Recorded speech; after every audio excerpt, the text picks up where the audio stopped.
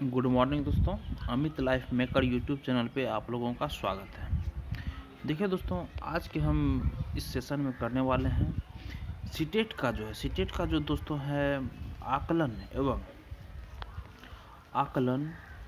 और क्या है आकलन एवं मूल्यांकन, ये टॉपिक आज करने वाले हैं दोस्तों। और ये हमारा 12वां टॉपिक है दोस्तों। इससे पहले 11 टॉपिक हम लोग दोस्तों कर चुके हैं। जो अभी तक मेरे चैनल पे वो नहीं देखे हैं दोस्तों, वो जाके वहाँ पे एक प्लेलिस्ट बना हुआ है, वहाँ जाके आप लोग देख सकते हैं दोस्तों। तो देखिए दोस्तों, समय हम लोग का ज़्यादा व्यतीत ना। देखिए दोस्तों, ये जो है प्रीवियस ईयर का पूछा गया क्वेश्चन है सारा इस बुक में। और अभी तक में आकलन एवं मूल्यांकन टॉपिक से जितने सारे प्रश्न पूछे जा चुके हैं दोस्तों, सारा का एक जगह इसमें सम्मिलित किया गया। तो आप लोग इससे पहले वाले वीडियो को ज़रूर देखिए दोस्तों। और देखिए, अब हम लोग आते हैं आकलन एवं मूल्यांकन, चैप्टर नंबर 12 है दोस्तों। और ये यूनिट फर्स्ट का ये लास्ट टॉपिक है दोस्तों। और ये ख़त्म होने के बाद लास्ट चैप्टर दोस्त, तब यूनिट सेकंड हम लोग स्टार्ट करेंगे। देखिए दोस्तों, आकलन एवं मूल्यांकन में पहला क्वेश्चन जो है दोस्तों, निम्नलिखित में से कौन सा निरंतर और व्यापक मूल्यांकन का समर्थन करेगा?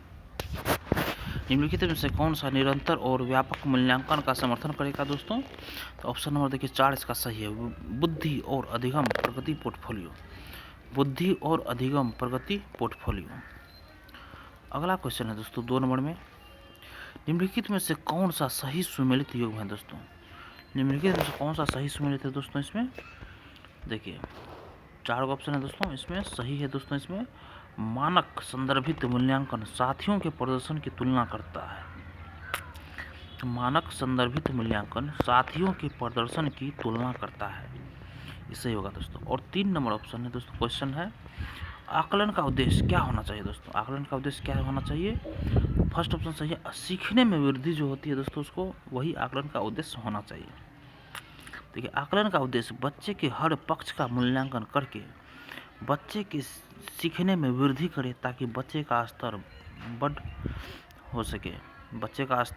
सके दोस्तों। देखिए, आकलन का उद्देश्य बच्चे के हर पक्ष का मूल्यांकन करके बच्चे के सीखने में वृद्धि करे, ताकि बच्चे का स्तर बढ़ सके। अगला क्वेश्चन है दोस्तों 4 नंबर में, देखिए मूल्यांकन का उद्देश्य क्या होना चाहिए दोस्तों? मूल्यांकन का उद्देश्य क्या होना चाहिए? तो देखिए, इसका ऑप्शन नंबर 2 सही है, असुरक्षा और हीनता की भावना पैदा करना। असुरक्षा और हीनता की भावना पैदा करना, यही मूल्यांकन का उद्देश्य नहीं होना चाहिए दोस्तों। ये निगेटिव है, इसमें ये नहीं होना चाहिए। और सब देखिए, छात्रों में फर्स्ट ऑप्शन दोस्तों, छात्रों में भय और तनाव पैदा करना, ये तो होना ही नहीं चाहिए दोस्तों। असुरक्षा और हीनता की भावना पैदा करना, ये भी दोस्तों ये गलत ऑप्शन दिख रहा है। छात्रों के बीच तुलना करना, और 4 में सीखने सिखाने की प्रक्रिया में सहायता करना। ऑप्शन नंबर दोस्तों इसका 4 नंबर ऑप्शन इसका सही होना चाहिए दोस्तों। मूल्यांकन का उद्देश्य यही होना चाहिए कि सीखने सिखाने की प्रक्रिया में सहायता करना, मगर इसका ऑप्शन नंबर 2 दिया हुआ है, असुरक्षा और हीनता, तो इसी को लेकर चलते हैं दोस्तों। असुरक्षा और हीनता की भावना पैदा करना, ये पूछा गया क्वेश्चन होगा दोस्तों। 5 नंबर ऑप्शन क्वेश्चन है दोस्तों, सीखने के लिए मूल्यांकन का एक महत्वपूर्ण पहलू क्या है? सीखने के लिए मूल्यांकन का एक महत्वपूर्ण पहलू क्या है दोस्तों? ऑप्शन नंबर देखिए दोस्तों, इसका 2 सही है कि यह सीखने में होने वाले बदलाव का अवलोकन करता है। यह सीखने में होने वाले बदलाव का अवलोकन करता है दोस्तों। देखिए, यह टीचिंग लर्निंग प्रोसेस के दौरान चलने वाला असेसमेंट है। अगला क्वेश्चन दोस्तों, अभिकथन और तर्क है, जिसमें कि अभिकथन है दोस्तों। इसमें शिक्षकों को बच्चों के मूल्यांकन के लिए मानकीकृत पाठ्यक्रम और प्रक्रियाओं का पालन करना चाहिए। शिक्षकों को बच्चों के मूल्यांकन के लिए मानकीकृत पाठ्यक्रम और प्रक्रियाओं का पालन करना चाहिए। तर्क है इसका, समावेशी शिक्षा का उद्देश्य मतभेदों को खारिज कर सभी को समान बनाने की दिशा में काम करना है दोस्तों। इसका ऑप्शन दोनों गलत है दोस्तों, अभिकथन और तर्क दोनों गलत है। शिक्षकों को बच्चों के मूल्यांकन के लिए मानकीकृत पाठ्यक्रम और प्रक्रियाओं का पालन, देखिए मानकीकृत जहाँ भी होगा तो सबसे पहले उस क्वेश्चन को काट दीजिएगा, मानकीकृत तो होगा ही नहीं कुछ। उसके बाद 2 नंबर में तर्क में है, समावेशी शिक्षा का उद्देश्य मतभेदों को खारिज कर सभी को समान बनाने की दिशा में काम करना है, दोनों गलत है दोस्तों। 7 नंबर क्वेश्चन आते हैं अब हम लोग, बोल रहा है दोस्तों इसमें, कथन और तर्क। देखिए, बच्चों के सीखने और तरक्की के मूल्यांकन के लिए विविध तरीकों व प्रणालियों का प्रयोग करना चाहिए। तर्क इसका दोस्तों, विभिन्न क्षेत्रों में बच्चों के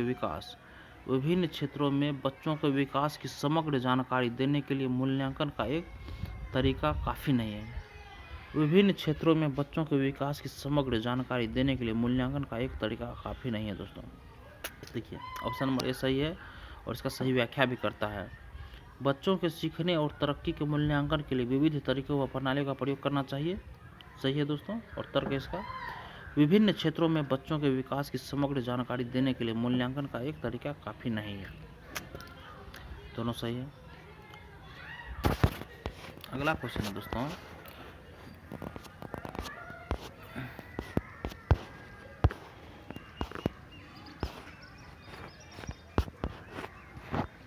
निम्न में से कौन सा कथन सामाजिक रचनात्मक कक्षा कक्ष में मूल्यांकन को चिन्हित करता है दोस्तों।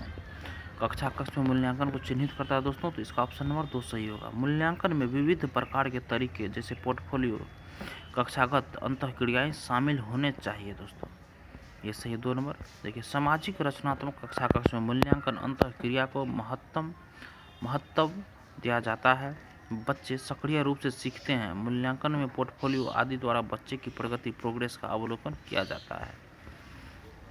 9 नंबर क्वेश्चन है दोस्तों, निम्न में से सतत व समग्र मूल्यांकन को लागू करने का प्रभावी तरीका कौन सा है। निम्न में से सतत व समग्र मूल्यांकन को लागू करने का प्रभावी तरीका कौन सा है दोस्तों। तो देखिए, इसका ऑप्शन नंबर दोस्तों फर्स्ट सही होगा। विभिन्न तरीकों का प्रयोग करते हुए बच्चों का समय समय पर मूल्यांकन करना दोस्तों, ये ऑप्शन 1 नंबर सही होगा। देखिए, सतत एवं समग्र मूल्यांकन, कंटिन्यूअस कॉम्प्रिहेंसिव इवैल्यूएशन में सतत का अर्थ है पूरे साल मूल्यांकन, प्रतिदिन मूल्यांकन। और व्यापक का अर्थ है हर पक्ष, शैक्षिक, स्कोलेस्टिक एवं सह शैक्षिक कोस्कोलेटिक दोनों पक्षों का मूल्यांकन दोस्तों। अगला क्वेश्चन है दोस्तों, देखिए, मूल्यांकन कैसा होना चाहिए। तो ऑप्शन नंबर फर्स्ट सही है। सर्वांगीण व समग्र होना चाहिए मूल्यांकन हर पक्ष का होना चाहिए ताकि बच्चे का सर्वांगीण विकास किया जा सके। और अगला क्वेश्चन है दोस्तों 10 नंबर में, मूल्यांकन किस उद्देश्य से नहीं किया जाना चाहिए दोस्तों। मूल्यांकन किस उद्देश्य से नहीं किया जाना चाहिए, इसका ऑप्शन नंबर थर्ड सही है दोस्तों। बच्चों में डर और सीखने का तनाव पैदा करने के उद्देश्य से नहीं किया जाना चाहिए दोस्तों। देखिए, मूल्यांकन बच्चे में डर और तनाव दूर करने वाला होना चाहिए। डर और तनाव से बच्चे का निष्पादन परफॉर्मेंस घटता है। अध्यापक को सकारात्मक वातावरण, पॉजिटिव एनवायरनमेंट द्वारा डर को दूर करना चाहिए। अगला क्वेश्चन है दोस्तों, बच्चे के आकलन के बारे में निम्नलिखित में से कौन सा कथन सही नहीं है। बच्चे के आकलन के बारे में निम्नलिखित में से कौन सा कथन सही नहीं है दोस्तों। तो ऑप्शन नंबर फर्स्ट सही है। मूल्यांकन केवल अंक के रूप में मात्रात्मक होना चाहिए। मूल्यांकन केवल अंक के रूप में मात्रात्मक होना चाहिए। बच्चे के आकलन के बारे में निम्नलिखित में से कौन सा कथन सही नहीं है। ऑप्शन नंबर फर्स्ट देखिए दोस्तों सही है। मूल्यांकन केवल अंक के रूप में मात्रात्मक होना चाहिए दोस्तों। बाद बाकी दोस्तों ये देखिए, ये कथन सही है। बाद में 3 कथन सही है दोस्तों, 2, 3, 4 सही है। कक्षा की गतिविधियों के दौरान मूल्यांकन किया जाना चाहिए। 3 में बच्चों का अवलोकन आकलन का एक महत्वपूर्ण उपकरण है। 4 में है आकलन को बच्चों के सीखने को निरंतरता को समझने पर ध्यान देना चाहिए। ये तीनों ऑप्शन सही है। अगला क्वेश्चन है दोस्तों, देखिए, मूल्यांकन मात्रात्मक के साथ साथ गुणात्मक भी होना चाहिए। Quantitative as well as qualitative. मूल्यांकन हर पक्ष का होना चाहिए ताकि बच्चे का बहुमुखी विकास, ऑल राउंड डेवलपमेंट किया जा सके। अगला वर्ड है दोस्तों 12 नंबर में, निम्न में से कौन सतत एवं समग्र मूल्यांकन के प्रमुख अभिलक्षण है। निम्न में से कौन सतत एवं समग्र मूल्यांकन के प्रमुख अभिलक्षण है दोस्तों। तो देखिए, ऑप्शन इसका थर्ड सही है दोस्तों, 2 और 3 सही होगा। यह शिक्षकों को अपने शिक्षा शास्त्र पर मदद करने के अवसर देता है। यह शिक्षकों को अपने शिक्षा शास्त्र पर मदद करने के अवसर देता है। और 3 नंबर ऑप्शन है, यह मूल्यांकन को सीखने का हिस्सा मानता है दोस्तों। यह मूल्यांकन को सीखने का हिस्सा मानता है। तो 2, 3 सही है दोस्तों इसका। 13 नंबर क्वेश्चन है दोस्तों, अधिगम के आकलन करने में निम्नलिखित में से क्या शामिल है। अधिगम के आकलन करने में निम्नलिखित में से क्या शामिल है? देखिए ऑप्शन नंबर 2 इसका सही है दोस्तों। 2, 3 इसका भी सही होगा। विद्यार्थियों के चिंतन प्रक्रियाओं को समझना। और 3 में बच्चों के सीखने की तैयारी के स्तर का पता लगाना। बच्चों के सीखने की तैयारी के स्तर का पता लगाना दोस्तों। ये 2 में विद्यार्थियों के चिंतन प्रक्रिया को समझना और बच्चे के सीखने की तैयारी के स्तर का पता लगाना, यही सही है दोस्तों। अधिगम के आकलन करने में यही शामिल है दोनों। अगला क्वेश्चन है दोस्तों, शिक्षकों को डैश पाठ्य चर्चा और डैश मूल्यांकन का उपयोग करना चाहिए। शिक्षकों को दोस्तों लचीला पाठ्य चर्चा और रचनात्मक मूल्यांकन का उपयोग करना चाहिए। 3 नंबर ऑप्शन सही है दोस्तों। 15 नंबर क्वेश्चन है दोस्तों, बोल रहा है बच्चों के आकलन के बारे में निम्नलिखित में से कौन सा कथन सही है दोस्तों? देखिए बच्चों के आकलन के बारे में दोस्तों, मूल्यांकन विभिन्न साधनों का उपयोग करके किया जाना चाहिए। मूल्यांकन विभिन्न साधनों का उपयोग करके किया जाना चाहिए, यही सही है दोस्तों। और 16 नंबर क्वेश्चन है दोस्तों, सतत और व्यापक मूल्यांकन सुनिश्चित करने के लिए शिक्षकों को चाहिए कि वे 2 नंबर ऑप्शन सही है, रचनात्मक मूल्यांकन का प्रयोग करें। रचनात्मक मूल्यांकन का प्रयोग करें। अगला क्वेश्चन है दोस्तों 17 नंबर में, निम्न में से किस प्रकार का मूल्यांकन विद्यार्थियों के लिए अधिगम का रूप बन जाता है? निम्न में से किस प्रकार का मूल्यांकन विद्यार्थियों के लिए अधिगम का रूप बन जाता है दोस्तों? 3 नंबर ऑप्शन सही है इसका, विद्यार्थियों द्वारा किया गया स्वमूल्यांकन। विद्यार्थियों द्वारा किया गया स्वमूल्यांकन। देखिए इसका सॉल्यूशन दोस्तों, अधिगम के रूप में आकलन असेसमेंट एज लर्निंग में अध्यापक योग्यता के आधार पर बच्चों के 2 समूह बना देता है। एक है होमोजेनियस ग्रुप और 2 है दोस्तों हेट्रोजेनस ग्रुप। उसके बाद देखिए बच्चा समूह में स्व आकलन सेल्फ असेसमेंट और सहपाठी आकलन पीर असेसमेंट से अपने अधिगम को बढ़ाता है। इसमें निदान व उपचार बच्चे आपस में स्वयं का और एक दूसरे का आकलन करते हैं।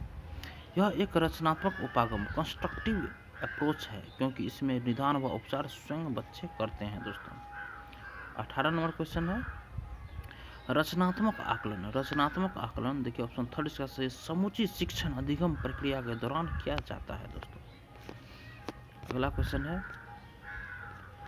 19 नंबर क्वेश्चन, सीखने के उद्देश्य हेतु आकलन का उपयोग करने के लिए एक शिक्षक को चाहिए कि वह सीखने के उद्देश्य हेतु आकलन का उपयोग करने के लिए एक शिक्षक को चाहिए कि वह ऑप्शन नंबर 3 सही है, चल रही गतिविधि में बच्चे की भागीदारी के आधार पर आकलन करें। चल रही गतिविधि में बच्चे की भागीदारी के आधार पर आकलन करें, तो ऑप्शन नंबर 3 सही है दोस्तों। और 20 नंबर है अधिगम के लिए मूल्यांकन किस प्रकार का होना चाहिए? अधिगम के लिए मूल्यांकन किस प्रकार का होना चाहिए दोस्तों? तो संदर्भित होना चाहिए। ऑप्शन नंबर 1 सही है दोस्तों। देखिए अधिगम के लिए मूल्यांकन असेसमेंट फॉर लर्निंग शिक्षण प्रक्रिया के दौरान होना चाहिए, ताकि विद्यार्थियों को समझा जा सके। अगला क्वेश्चन है दोस्तों, मूल्यांकन का मुख्य उद्देश्य क्या होना चाहिए दोस्तों? मूल्यांकन का मुख्य उद्देश्य क्या होना चाहिए? तो ऑप्शन इसका 4 सही है दोस्तों। विद्यार्थियों द्वारा अधिगम प्रक्रिया में महसूस की जाने वाली चुनौतियों और उनके सामर्थ्य को समझना। विद्यार्थियों द्वारा अधिगम प्रक्रिया में महसूस की जाने वाली चुनौतियों और उनके सामर्थ्य को समझना। अगला क्वेश्चन है दोस्तों, सीखने के आकलन के बजाय सीखने के लिए आकलन पर ध्यान केंद्रित करना सुनिश्चित करने के लिए इसमें क्या शामिल करना महत्वपूर्ण है दोस्तों? तो स्व मूल्यांकन तो होगा ही दोस्तों। देखिए 1, 2, 3 भी है दोस्तों, गुणात्मक प्रतिक्रिया भी होगा, स्व मूल्यांकन और क्या बोलते हैं सहकर्मी मूल्यांकन और गुणात्मक प्रतिक्रिया, ये तीनों होगा दोस्तों। 23 नंबर क्वेश्चन दोस्तों, गत्यात्मक मूल्यांकन क्या समझने में मदद करता है? गत्यात्मक मूल्यांकन क्या समझने में मदद करता है? ऑप्शन नंबर 3 सही दोस्तों इसका, बच्चे की विशिष्ट अधिगम आवश्यकताएं समझने में मदद करता है। 24 में दोस्तों,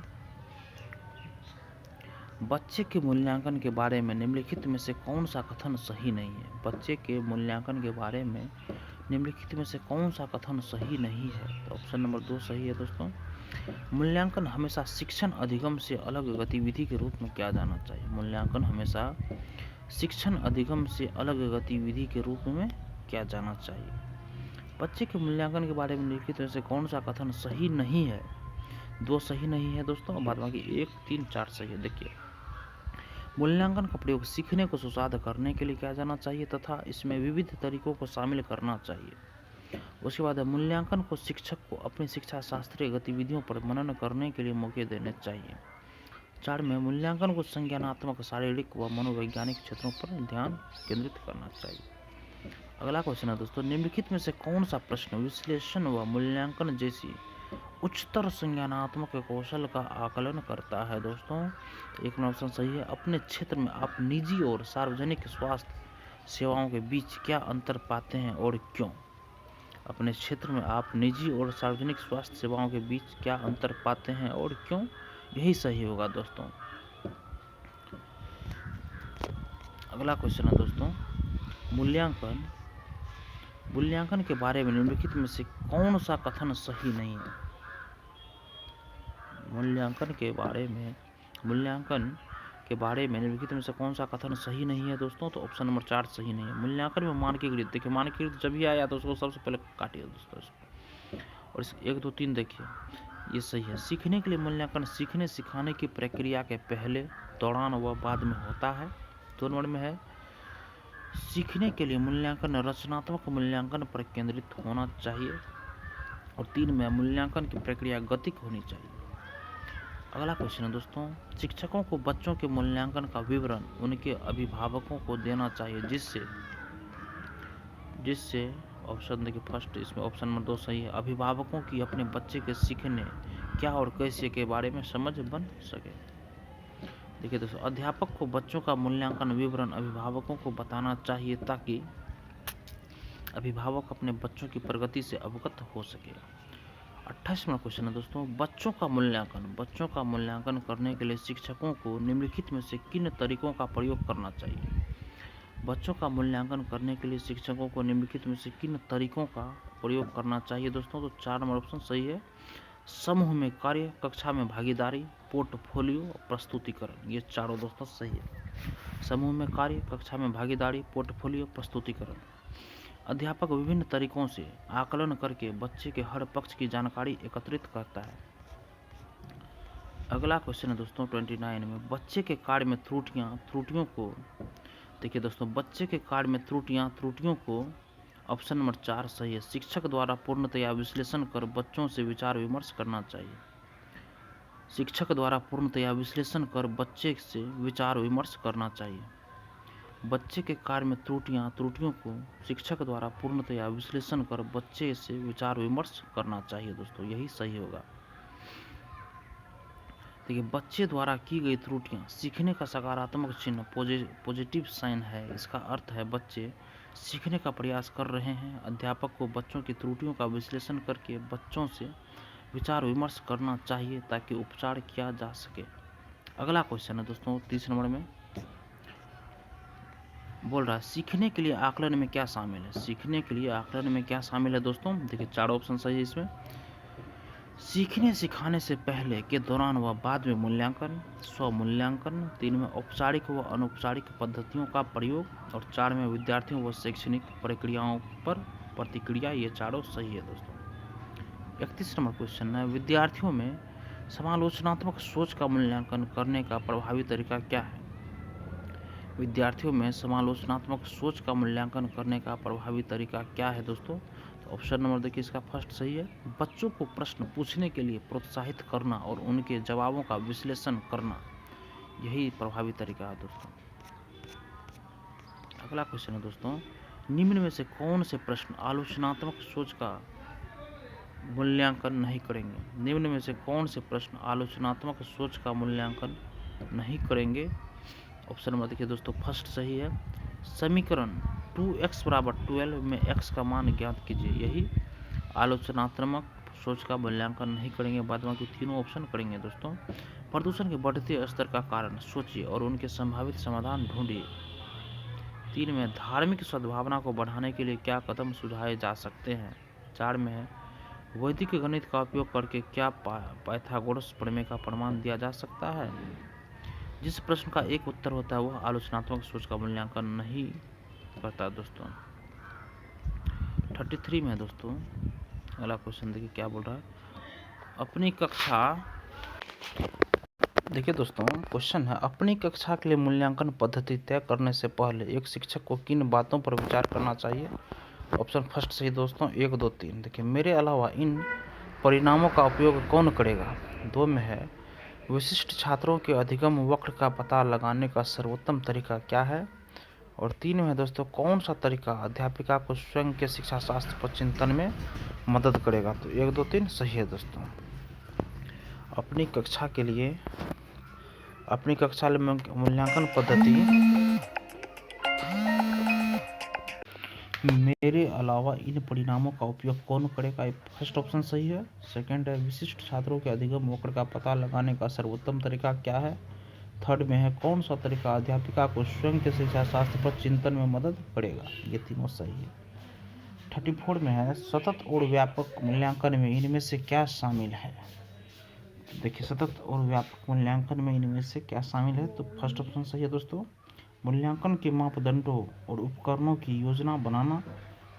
सेकंड में है, शिक्षक द्वारा सावधानी पूर्वक रिकॉर्ड अभिलेख को तैयार करना। और 4 नंबर ऑप्शन है दोस्तों, शिक्षक को अधिगम प्रक्रिया के साथ एकीकृत करना। 1, 2, 4 सही है। 3 गलत है दोस्तों, बच्चों का समय समय पर परीक्षण करना व उनको श्रेणीबद्ध करना, ये गलत है दोस्तों। 1, 2, 4 सही है।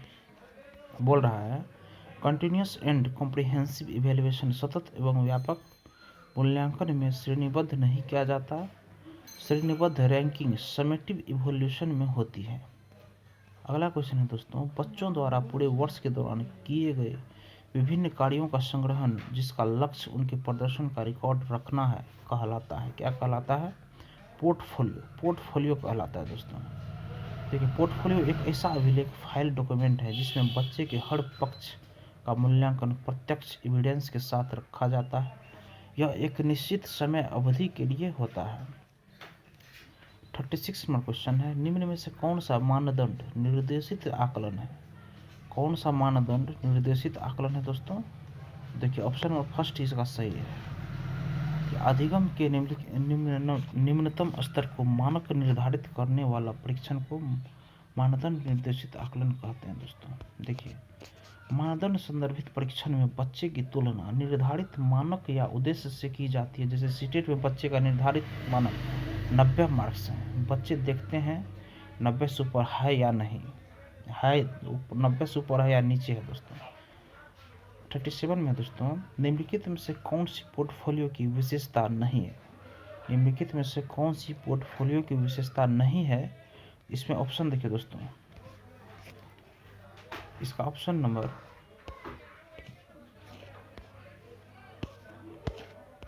ऑप्शन नंबर 4 इसका दोस्तों सही होगा कि पोर्टफोलियो में असंबद्ध परीक्षण और क्विज होते हैं और अधिगम के उत्पाद को सुनिश्चित करते हैं। यही इसका ऑप्शन नंबर दोस्तों सही होगा। देखिए, इसमें बोल रहा विशेषता नहीं है, तो हम नहीं वाला ढूंढ रहे हैं दोस्तों, तो 4 नंबर ऑप्शन इसका सही होगा। मतलब ये गलत है, पोर्टफोलियो में असंबद्ध परीक्षण और क्विज होते हैं, ये गलत है दोस्तों। देखिए, पोर्टफोलियो में स्वमूल्यांकन नहीं होता है, आकलन अध्यापक करता है दोस्तों। ये दोस्तों हमारा आज का लास्ट क्वेश्चन था दोस्तों, और ये टॉपिक हम लोग का ख़त्म हो गया दोस्तों। देखिए, अब कल से जो है दोस्त स्टार्ट करेगी यूनिट फर्स्ट का लास्ट टॉपिक चैप्टर नंबर 13 ख़त्म हो गया, और यूनिट 2 कल से स्टार्ट होगा दोस्तों। जो अभी तक मेरे चैनल को सब्सक्राइब नहीं किए हैं दोस्तों, वो चैनल को सब्सक्राइब कीजिए और इस वीडियो को लाइक ज़रूर कीजिए। धन्यवाद दोस्तों।